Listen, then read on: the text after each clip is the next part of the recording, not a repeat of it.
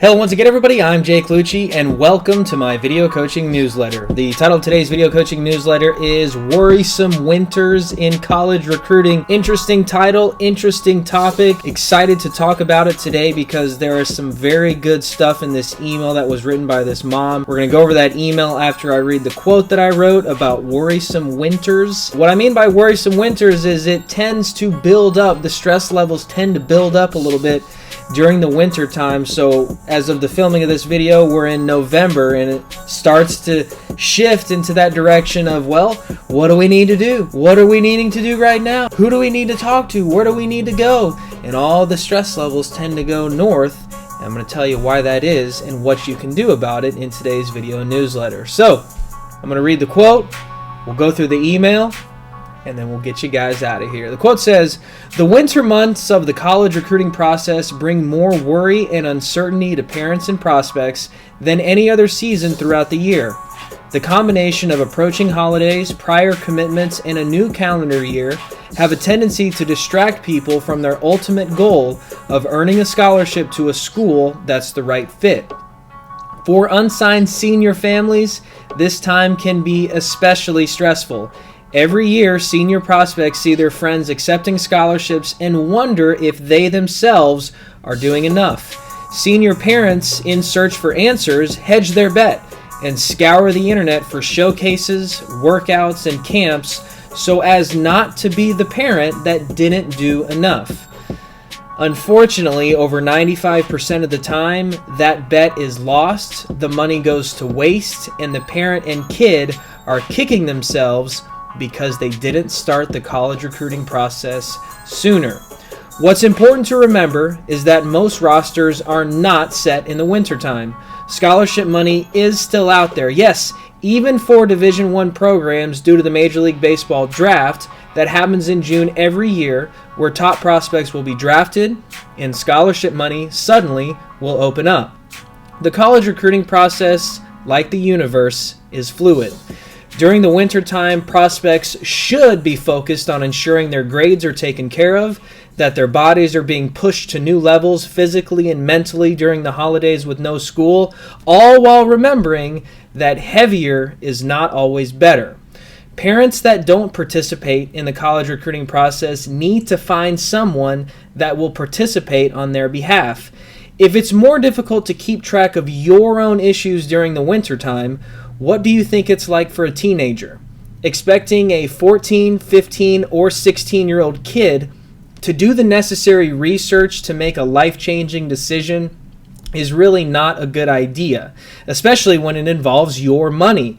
With the worrisome winter in full swing, there is a much higher risk of prospects and parents losing out on opportunities to connect and interact with college coaches simply due to poor planning and listening to the wrong people."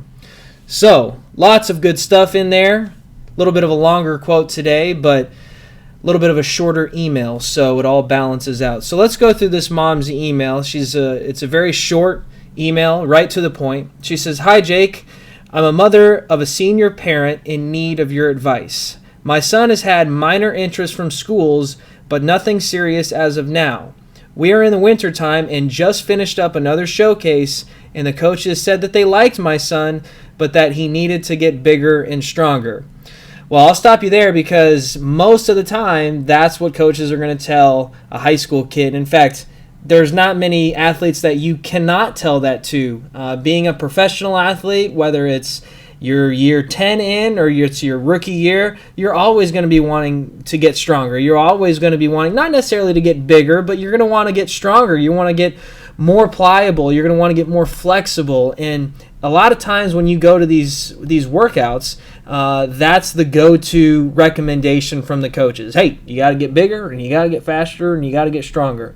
Well, no kidding, dude. I mean, that's what I need to do. And that gets back to the issue of focusing more on development rather than just going and playing a bunch of games and going to a bunch of showcases, because if you're not developing as a player, going to those games and showcases and doing that sort of deal is not going to get you a whole lot of interest anyway, because college coaches are going to write you off their list because in their eyes, you don't measure up. You don't have what it takes physically to play at the next level. And then when they make that decision It then becomes just a matter of crossing your name off the list and you, being a senior, not sure what you're going to do at the next level, or even if you're going to get the opportunity to play at the next level. Not a good situation to be in. She goes on to say, they even put that he should get bigger and stronger on his evaluation sheet. She says with an exclamation point. Evaluation sheet!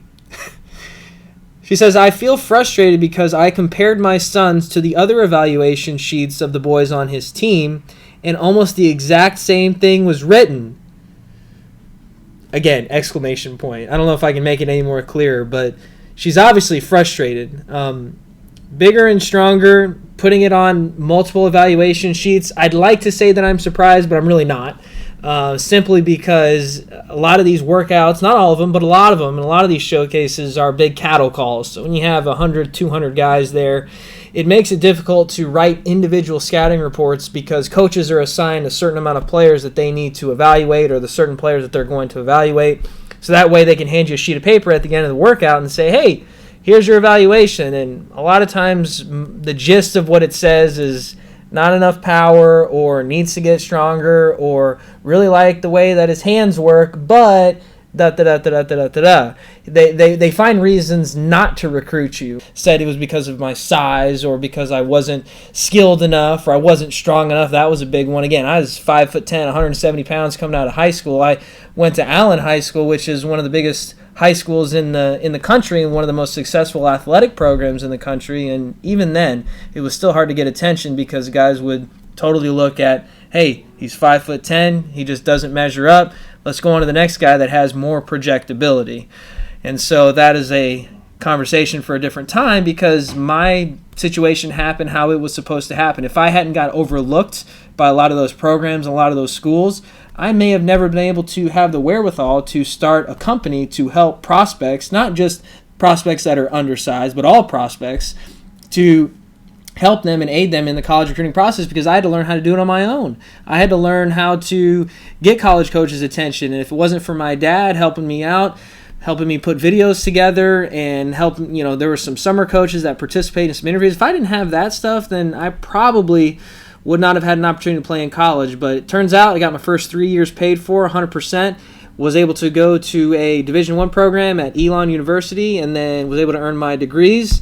I promised my folks that I'd get my degrees. Then I turned professional, and then have played in the minor leagues and a bunch of other places, but that's neither here nor there. The point is that no matter what anybody tells you, or whatever somebody writes on an evaluation sheet, that doesn't mean that that is actually accurate. That doesn't mean that that is the end-all, be-all. Okay, so there's always going to be new opportunities, always going to be new options and opportunities and situations that you're going to have to explore. And so don't get so focused on what college coaches say when they're running a professional-style workout. I mean, I don't even know what that means anymore. It's just a workout. You throw from the outfield, you take ground balls, you take BP, you do a little sim game, and everybody's done and everybody's happy. It's really not that difficult, but they say that they run a professional-style workout because that's what the pros do. But that's what pretty much everybody does in baseball. That's how you evaluate talent.